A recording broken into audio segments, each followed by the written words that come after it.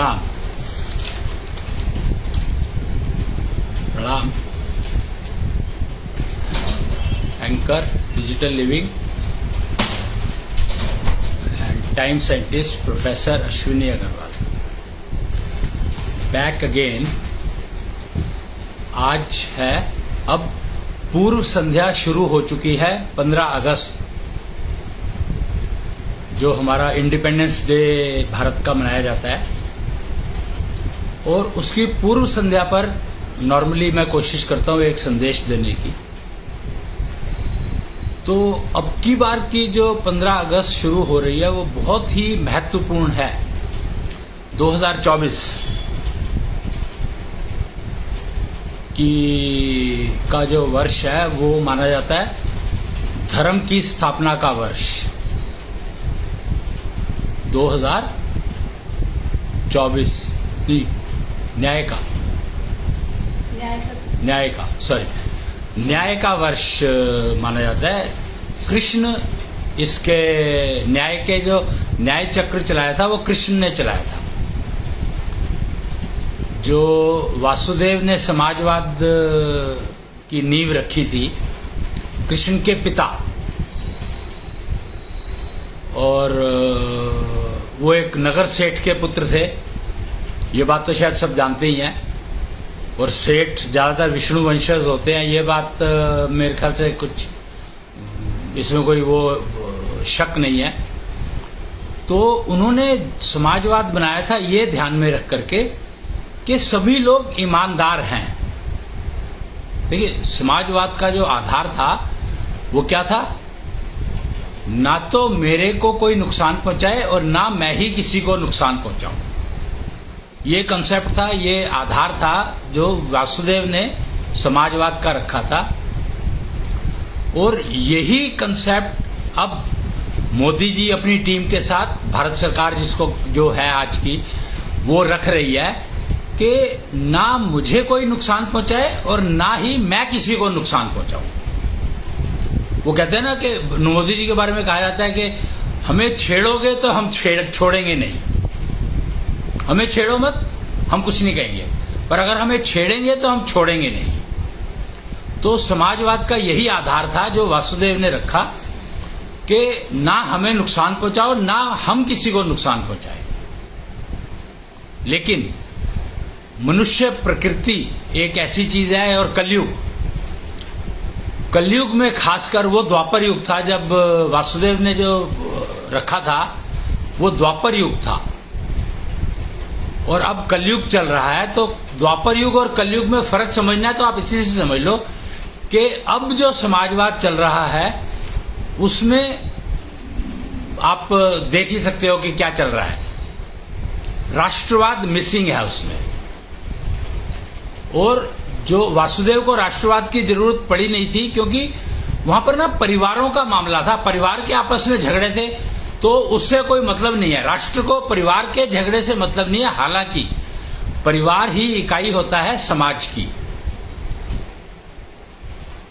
राष्ट्र ठीक रहना चाहिए।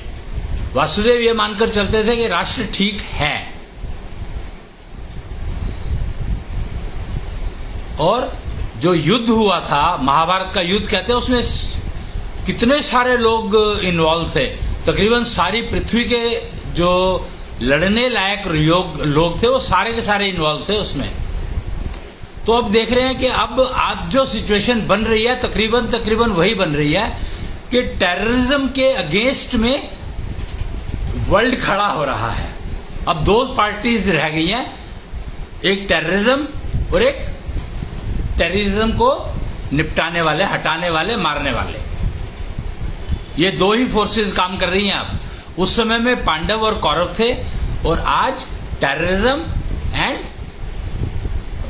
नेशनलिज्म। आप ये कह सकते हैं कि नेशनलिज्म एंड टेररिज्म आज दो फोर्सेस हैं जिनके बीच में लड़ाई चल रही है, युद्ध चल रहा है। नेशनलिज्म इज नथिंग बट राष्ट्रवाद। तो राष्ट्रवाद की पुनर्स्थापना हो रही है, मेरे ख्याल से थी ही पहले से, पर पुनर्स्थापना इसलिए कहा जा रहा है क्योंकि टेररिज्म बहुत बढ़ चुका है, पीक पर है इस समय में। अगर हम 1947 की बात करें तो 1947 में जो कुछ भी हुआ था वो कितना भयानक था, कितना भयंकर था कि इसके बारे में आप इसी से अंदाजा लगाया जा सकता है कि 14 क्या आज कौन सा दिवस मनाया जाता है? विश्व विभीषिका दिवस मनाया जाता है आज। यानी इतना भीषण वातावरण था उस समय में कि इंसान का दुश्मन बना हुआ था। बहुत ही खराब हालत थी उस समय में। और उसको अगर समझना चाहते हो तो आज का बांग्लादेश में देख लो आप क्या हो रहा है वहां पर। कितना मतलब वो चल रहा है कि आज इंटरनेट भी बंद है, हर चीज की न्यूज आनी तक बंद हो गई है वहां से। उस समय में न्यूज का कोई सिलसिला था नहीं, या कम था, बहुत कम था। आजकल तो सोशल मीडिया के कारण न्यूज एक तुरंत फैलती है, ऐसे फैलती है। तो मॉडर्न जमाना और उस समय का जमाना 47 मतलब आज तकरीबन 60, 75, 80 साल हो गए हैं। तो आप समझ सकते हो, अगर समझना चाहते हो तो आज के बांग्लादेश में जो सिचुएशन है उसको आप समझ लोगे तो आपको शायद 47 समझ में आ जाए। और अब मैं आपको जरा मॉडर्न उसमें लेके चल रहा हूं, latest technology obsoleted. 47 is obsoleted but Bangladesh activity event has revived that. हमें फिर उसी कष्टपूर्ण वातावरण में ले गया है वो। तो हमें समझना है कि हमें उस वातावरण में रहना नहीं है, हमें नहीं जाना है उस वातावरण में, किसी भी हालत में नहीं जाना है। हम सबको ये समझना पड़ेगा। तो इस बात को अगर हम समझ लें तो सुखी रहेंगे। और मैंने ये पहले पेपर दिखाया था आपको,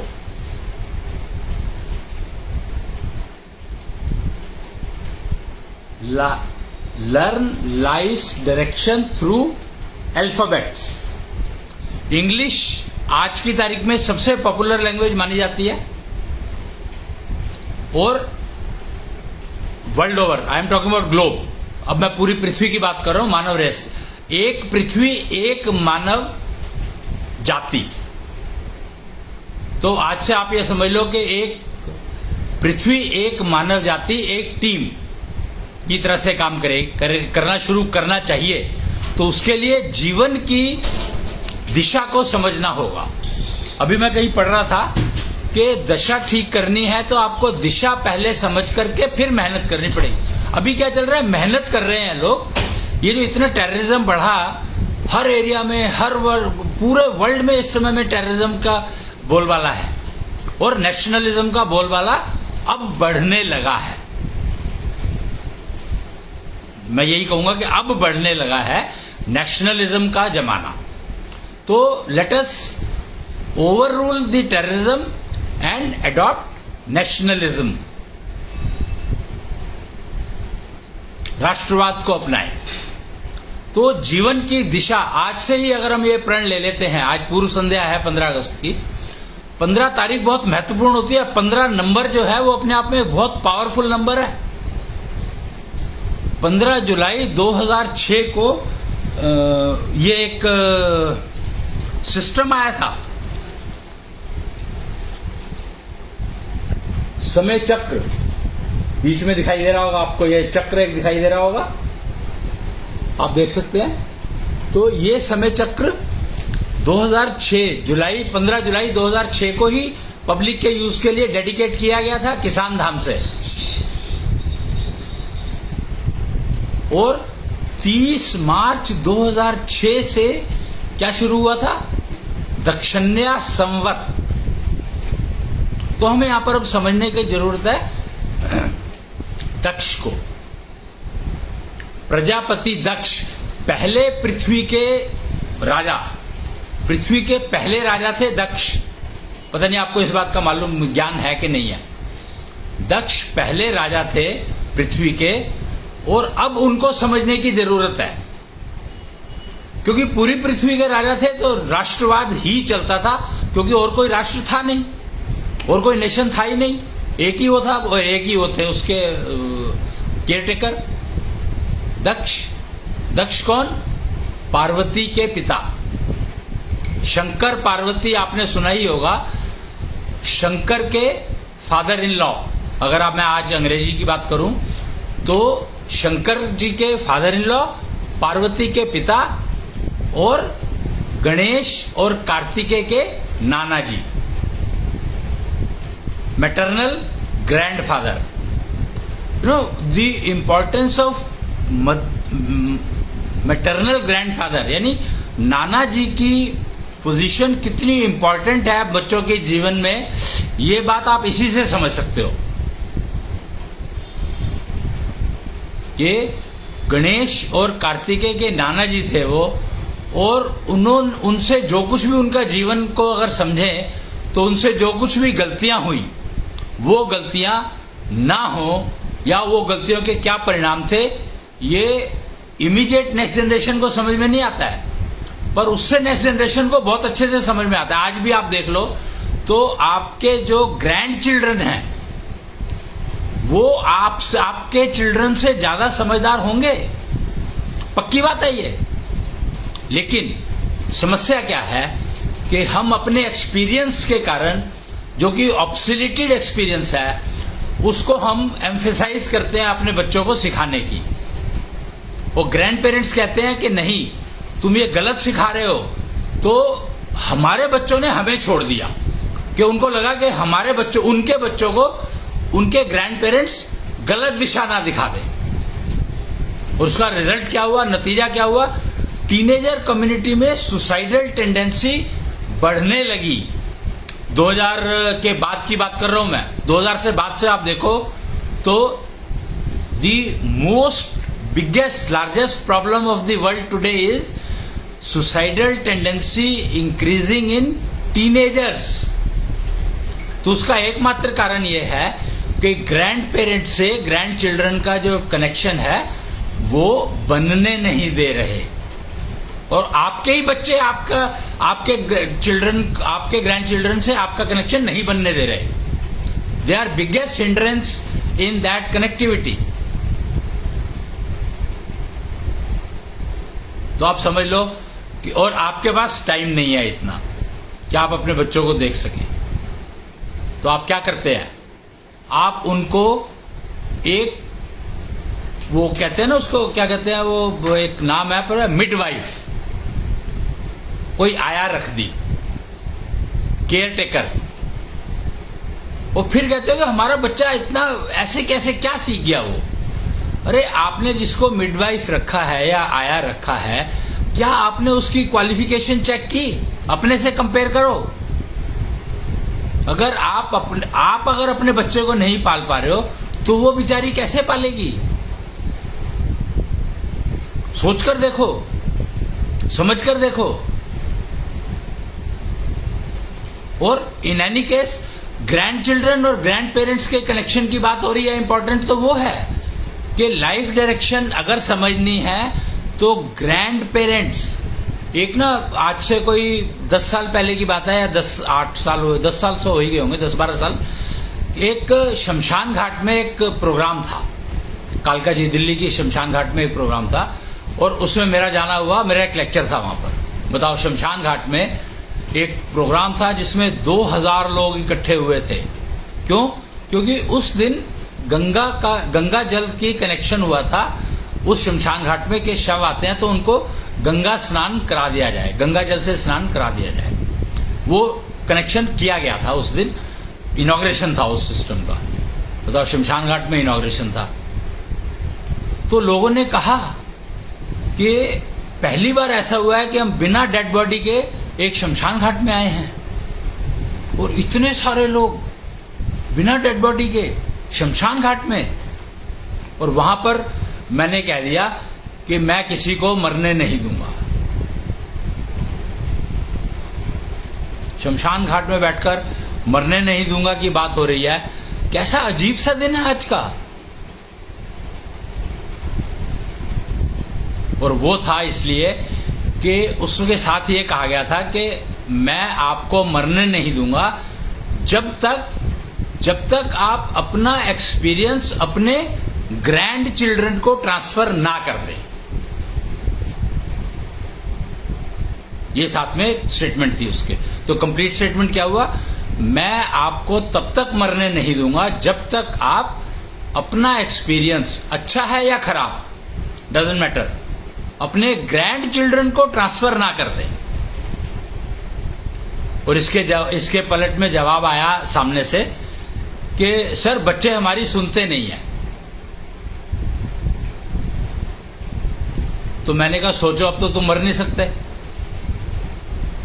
क्योंकि एक्सपीरियंस ट्रांसफर करे बिना मर नहीं सकते, और बच्चे आपके सुनते नहीं है। तो मैंने कहा कि चलो एक काम मैं करूंगा कि बच्चों को आपके पास भेजना मेरा काम है, मैं भेजूंगा आपको आपके बच्चों के पास, और अब अगर आपने ट्रांसफर नहीं किया तो यू आर रिस्पॉन्सिबल, भेजना मेरा काम है। कहते सर अगर आप भेज दोगे तो फिर हम सिखा देंगे उनको। मैंने कहा ठीक है।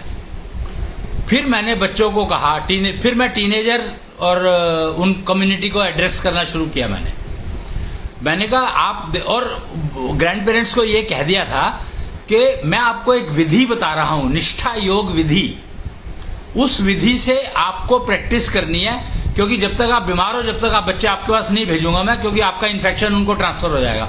एक्सपीरियंस तो ट्रांसफर होगा या नहीं होगा पता नहीं, बट इन्फेक्शन जरूर ट्रांसफर हो जाएगा, which I would not like to do that. I will not do that, like तो बहुत दूर की बात है, I will not do that. तो ये बात उनको समझ में आ गई कि जी ठीक है, हम आपकी बात मानते हैं और हम निष्ठा योग विधि जो आप बता रहे हैं उसका अभ्यास करेंगे, हम अपना काम करेंगे। मैंने कहा ठीक है आप ये करिए। और फिर मैंने टीनेजर्स को स्कूल्स में प्रोग्राम करने की शुरुआत की और प्रोजेक्ट सैप शुरू किया, स्कूल एडॉप्शन प्रोग्राम।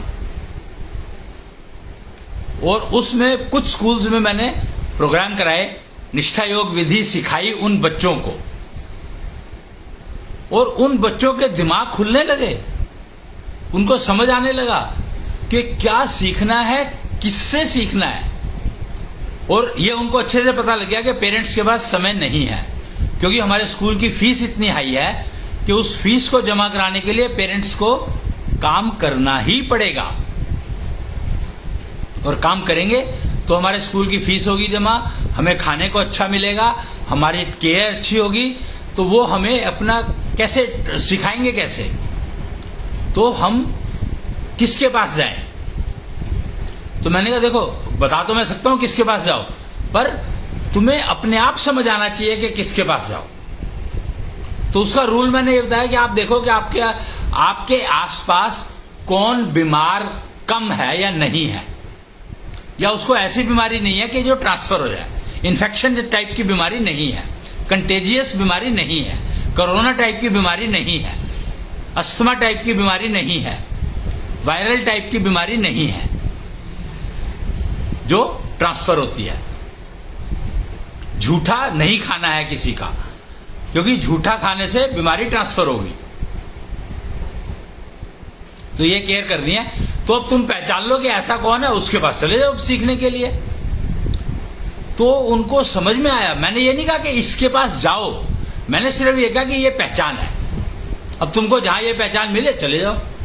ये मैंने सीखा कहां से, ये मैंने सीखा रावण ज्ञान से, कि रावण की माता ने उस रावण को गुरु की पहचान बता दी थी कि ये पहचान है गुरु की, अगर इस पैरामीटर्स का आदमी, इंसान, जानवर, कोई भी तुम्हें मिले, कुछ भी मिले जिसमें ये कैरेक्टरिस्टिक तुम्हें दिखाई दे, और ये कैरेक्टरिस्टिक देखने के लिए मैं तुम्हारी योग्यता को बढ़ाने का प्रैक्टिस बता रही हूं, सिखा रही हूं तुम्हें।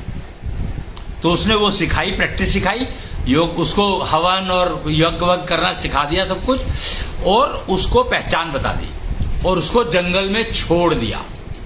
वो जंगल में देखकर आया हूं जहां पर रावण को छोड़ा था रावण की मां ने, मैं विजिट किया उस जंगल को, राजस्थान में है वो। और वहां पर एक स्थान है जहां पर सूर्य ने, आदित्य, जो कश्यप के पुत्र थे आदित्य, उन्होंने तपस्या की थी सूर्य की गद्दी पर बैठने के लिए। आदित्य, कश्यप के पुत्र आदित्य, पुत्र का नाम आदित्य है, और वो सूर्य, आज के जो सूर्य हैं वो आदित्य ही हैं, कश्यप पुत्र। तो उन्होंने तपस्या की थी वहां पर, उस स्थान पर। वही स्थान चुना उन्होंने क्योंकि वो एक ऐसा पावरफुल, इतना उत्तम स्थान था।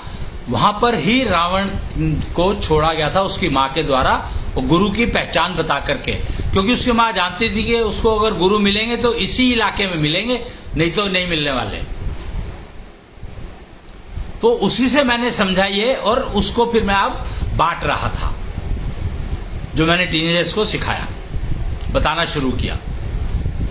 और कई बहुत सारे स्कूलों में मैं मेरे से हजारों लाखों टीनेजर्स को मैंने बताया होगा। अब किसने क्या सीखा ये मैं नहीं बता सकता, पर मैंने अपनी तरफ से एक कोशिश की, और वही शायद कुछ कारण रहा होगा कि थोड़ी थोड़ी इंप्रूवमेंट समाज में आने लगी, सोसाइटी में आने लगी।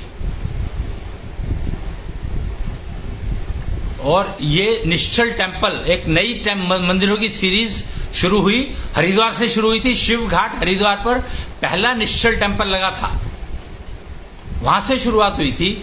और अब कई निश्चल टेम्पल लगे हुए हैं, वहां से जाकर के आप इन विधियों को सीख सकते हैं, समझ सकते हैं। अभी वहां पर गुरुकुल नहीं चल रहे हैं, हम लोग एक्चुअली गुरुकुल चला भी नहीं रहे हैं, हम लोग स्कूल ही चलाने का विचार है, विद्यालय, जहां पर आप विद्या ले सकते हो। हम शिक्षा नहीं देते हैं, हम विद्या देते हैं, क्योंकि शिक्षा इज बाइंडेड बाय सिलेबस, विद्या इज ओपन सिलेबस। आपकी योग्यता के आधार पर आपको विद्या दी जाती है। शिक्षा तो कोई भी ले सकता है, पर योग्यता की इंपॉर्टेंस समझनी होगी आपको, कि आपकी योग्यता है तो आपको मिलेगा। वो कहते हैं, कुच्छल कहे बन स्वार्थी, अपनी अर्थी पहचान, इसी पे जाना है शमशान, तो क्यों रहता परेशान। मतलब कमाल का दोहा है ये, कि आप उस अपनी अर्थी को पहचान लोगे तो आपको शमशान में जाने में कष्ट नहीं होगा। नहीं तो आप खाट पे पड़े रहोगे, खाट से अर्थी पे ट्रांसफर कर दिए जाओगे। हर जगह आपको 4-4 आदमियों की जरूरत पड़ेगी, और अगर आपने अर्थी नहीं पहचानी तो कष्ट रहेगा। वो जो भीष्म को समझो, यहां पर भीष्म को तीरों की शैया पर लेटना पड़ा था। वो तीरों की शैया पर क्यों लेटे? क्योंकि उनको अपनी अर्थी की पहचान नहीं थी। इफेक्ट है, अर्थी की पहचान होना मुश्किल काम है, और द्वापर युग में अर्थी की पहचान नहीं थी। ये कंफर्म कर रहा है, भीष्म पितामह की मृत्यु कंफर्म कर रही है कि हमें, उनको अपनी अर्थी की पहचान नहीं थी। इसलिए आप ये समझे कि अपनी अर्थी की पहचान करनी बहुत जरूरी है, और अपनी अर्थी की पहचान इन आंखों से नहीं होती है, या इन आंखों को आपको इतना विकसित करना पड़ेगा कि इन आंखों से भी हो सके। वैसे मन की आंखों से तो हो जाती है डेफिनेटली, पर मन की आंखें और तन की आंखें एक नहीं होंगी तो आपको पता नहीं लगेगा। तो मन की आंखों को तन की आंखों में लाना है आपको। मन के कान है, आपको अपने कानों से सिंक्रोनाइज करना ही है। मन की जो सूंघने की शक्ति है और आपके नाक के जो सूंघने की शक्ति है, इन दोनों को एक करना ही होगा आपको।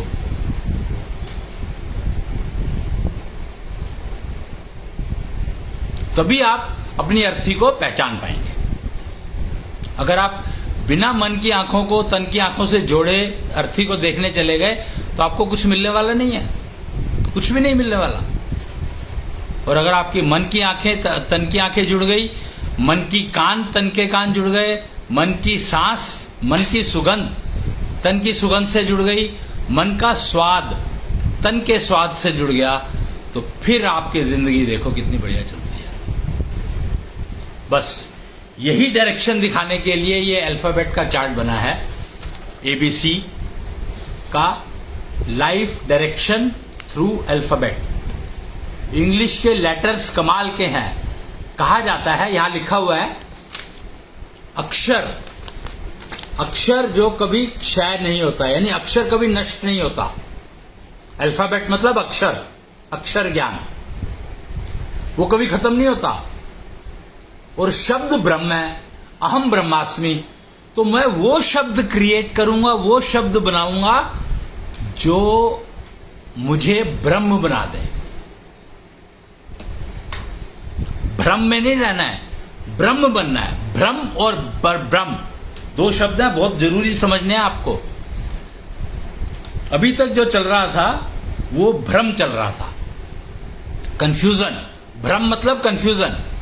श्रम को हम लोग कर्म कह रहे थे, भ्रम ब्रह्म और श्रम कर्म। ब्रह्म हो तो कर्म करोगे और भ्रमित हो तो श्रम करोगे। कर्म का आपको पता ही नहीं लगेगा कब हो गया आपका, और वही भुगत रहे हैं। टेररिस्ट बनने के लिए आप मतलब क्रिमिनल, मैं यहां पर टेररिस्ट वर्ड यूज कर रहा हूं, एक्चुअली क्रिमिनल्स। क्रिमिनल मेंटालिटी अगर डेवलप हो रही है आपके अंदर तो समझो कि आप भ्रमित हो। वो भ्रमित और भ्रमित होगे तो ब्रह्म की तरफ चलोगे, अहम ब्रह्मास्मि की तरफ चलोगे। और भ्रमित हो तो क्रिमिनल मेंटालिटी की तरफ चलोगे। क्रिमिनल मेंटालिटी में आप श्रम करते हो, दिशाहीन श्रम।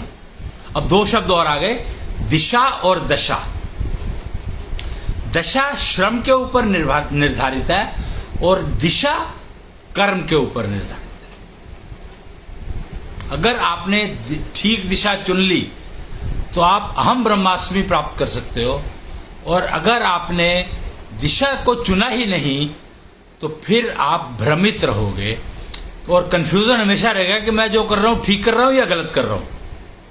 इसी कंफ्यूजन में दूसरे लोग आपको जो बताएंगे आपको वो ठीक लगने लगेगा बजाय अपने डिसीजन के। वही बात हुई कि टीनेजर्स को जब मैंने बताना शुरू किया कि मैंने ये नहीं बताया इसके पास जाओ, मैंने ये बताया कि आप ये देख लो, ये पहचान है, तो जिसमें भी आपको ये गुण मिल जाए आप उसके पास चले जाओ। कितना साधारण सा सिंपल सा तरीका है। उसके लिए क्या करना है? उसके लिए मुझे अपनी मन की आंखें और तन की आंखें जोड़नी है, ठीक से जोड़नी है। स्वाद, मन का और तन का दोनों स्वाद जुड़े होने चाहिए, कान दोनों जुड़े होने चाहिए, नाक दोनों जुड़ी होनी चाहिए। फिर देखो आप कमाल। तो ये सीखने के लिए आपको अकेला रहना सीखना पड़ता है।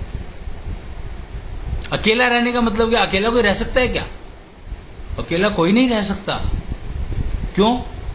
क्योंकि आप जीवित हो तो आपके अंदर मन है ही है, आपके पास दिमाग है ही है, आपके हाथ पैर काम कर ही रहे हैं, भूख तो आपको लगेगी लगेगी, पेट है आपके पास, कॉल ऑफ नेचर्स तो आएंगी आएंगी, ऐशो मैप है आपके पास। तो इसलिए आप अकेले कभी भी नहीं हो। दूसरा शब्द सीक्रेट। इस दुनिया में कोई चीज सीक्रेट है ही नहीं, कोई भी चीज सीक्रेट नहीं है। Everything is open. भाई आपकी पूरी की पूरी किस्मत और जिंदगी आपके हाथ पर लिख दी गई है और आपने ही लिखी है। तो क्या आप हाथ को छुपा कर रखोगे? और हाथ छुपा भी लोगे तो क्या छुप जाएगा? यहां पर भी तो लिखा है कुछ। आपकी आंखें सब कुछ बता देती हैं, सब कुछ। आपकी जबान रुकती नहीं है बोलने से, जबकि जबान का काम है टेस्ट करना, पर बोलने से रुकती नहीं है, सब कुछ बता देती है।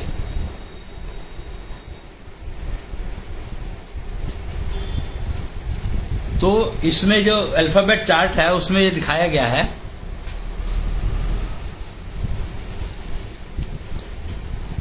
A, alone, learn to live with self. देखो मतलब कमाल है कि ये नहीं कह रहा कि learn to live alone, no, it is saying learn to live with self. अपने साथ रहना सीखो। अपने साथ रहने सीखो का मतलब है अपने मन को और मन के सारे सेंसेस को और शरीर के सारे सेंसेस को जोड़ कर रखो। दूसरा जो वर्ड है इसमें बी से बिकम, और बिकम का क्या कह रही है? Learn to become self. Simple कि भैया learn to live with self and then learn to become self. Become self का मतलब आपकी सेंसेस, दिमाग की और मन की एक साथ आ गई, तो आप अपने साथ रहने लगे, अपने साथ रहना आ गया आपको और आप बन गए। मैं और हम में क्या फर्क है? मैं का मतलब शरीर और हम का मतलब मन और शरीर, दोनों एक। तो आप ये कर सकते हो। और इसमें जो लास्ट वर्ड है वो जेड है।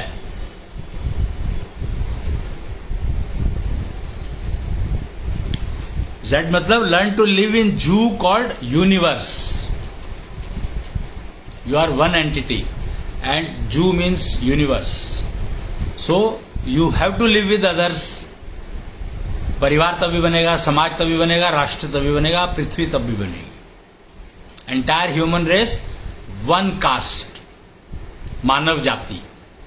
Entire human race one caste and everybody has to agree to this. There is no other choice.